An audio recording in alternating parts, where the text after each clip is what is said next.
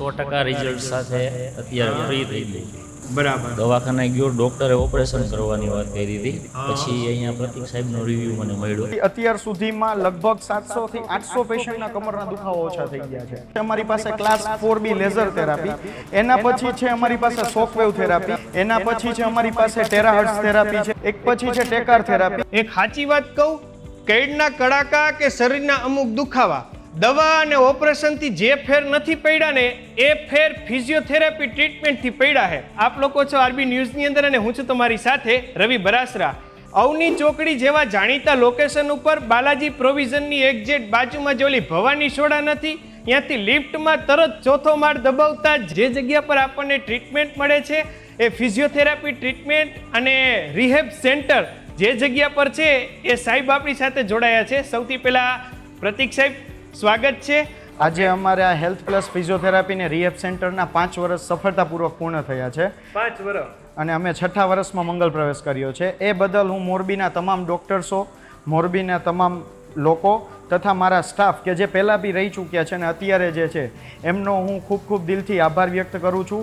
એમના વિશ્વાસ અને એમના પ્રયત્નોથી જ અમે આ મુકામ ઉપર પહોંચ્યા છીએ અને અમે ભવિષ્યમાં પણ આવી જ સેવા આપી અને લોકોના દુખાવાને દૂર કરવાના અમારા તરફથી પૂરેપૂરા પ્રયત્ન કરીશું. રાઈટ સાઈડના શોલ્ડરમાં પેન હતું, એટલે એની ટ્રીટમેન્ટ માટે હું અહીંયા પ્રતિકભાઈને ત્યાં આવેલો છું. ઓકે. કેટલા ટાઈમથી લ્યો હો? આમ તો 15 થી 20 દિવસ જેવું થયું છે અને સ્ટાર્ટ. આમ વીધીમાં કાંઈ ફેરફેર દેખાય? 80 થી 85%. 80 થી 85%.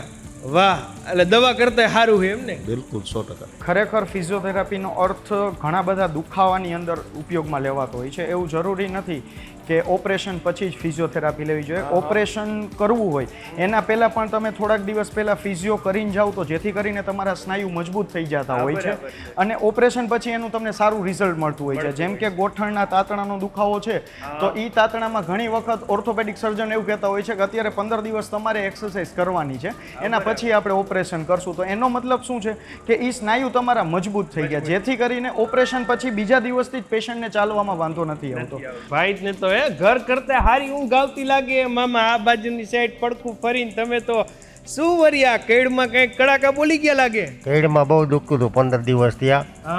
15-20 દિવસ છેલ્લા અઠવાડિયામાં 50 થી 60% ફેર પડી ગયો છે. બહુ સારું છે રિઝલ્ટ. અમારી પાસે છેલ્લા આ 3-4 મહિનામાં અમે જે નવા મશીન લીધા એમાં છે અમારી પાસે ક્લાસ 4B લેઝર થેરાપી, એના પછી છે અમારી પાસે શોકવેવ થેરાપી, એના પછી છે અમારી પાસે ટેરાહર્ટ્ઝ થેરાપી છે, એક પછી છે ટેકાર થેરાપી. મારે અત્યારે ટોટલ 8 સ્ટાફ છે. ઓકે. અને અમે સ્લોટ વાઇઝ વર્ક કરીએ છીએ કે અમે ટોટલ 6 સ્લોટ રાખ્યા છે. 3 સ્લોટ મોર્નિંગ ને 3 સ્લોટ ઇવનિંગ રાખેલા છે. બરાબર છે. 1.5 અવરનો એક સ્લોટ છે, જેથી કરીને એક સ્લોટની અંદર મેક્સ ટુ મેક્સ અમે 8 to 10 પેશન્ટ ટ્રીટ કરીએ કરી શકાય. શું વરી, શું થઈ ગયું તમને? બેલેન્સનો ઇસ્યુ છે મને. મારે 4 મહિના થઈ ગયા. બરાબર. 80% કરતાં વધારે મને ઇમ્પ્રુવમેન્ટ છે. કસરત બસરતમાં સારું કામ હે ને?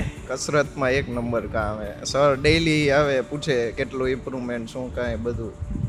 મને કમરમાં દુખાવો હતો, ગાદી ઉપર સોજો હતો એટલે, અને અહીંયા હું 3 મહિના મેં કસરત કરાવેલી. ઘણું જ સારું રિઝલ્ટ. 3 મહિનામાં સાવ દુખાવો વયો ગયો છે. પણ હાથ અદર થતો નતો, અહીંયા આવ્યા પછી સારું. સેવા બેવા હારી કરે છે ને એ બધે? સારી સેવા. આ છોકરીઓને ધન્યવાદ, બહુ સેવા સરસ કરે. જેટલું એક્સરસાઇઝ વધારે કરશો એટલા તમે ફિટ રહેશો. પણ એ બધું તમે ડૉક્ટરની નિગરાનીમાં અને સલાહમાં. તો બસ આપને પણ જ્યારે ફિઝિયોથેરાપિસ્ટની કોઈ પણ પ્રકારની રિક્વાયરમેન્ટ હોય ત્યારે આપેલા કોન્ટેક્ટ નંબર ઉપર કોન્ટેક્ટ કરીને આપ ફોન કરીને વધુ માહિતી લઈ શકો છો. આપેલો જે એડ્રેસ છે ત્યાં પણ તમે રૂબરૂ વિઝિટ કરીને પણ આપની ટ્રીટમેન્ટ લઈ શકો છો.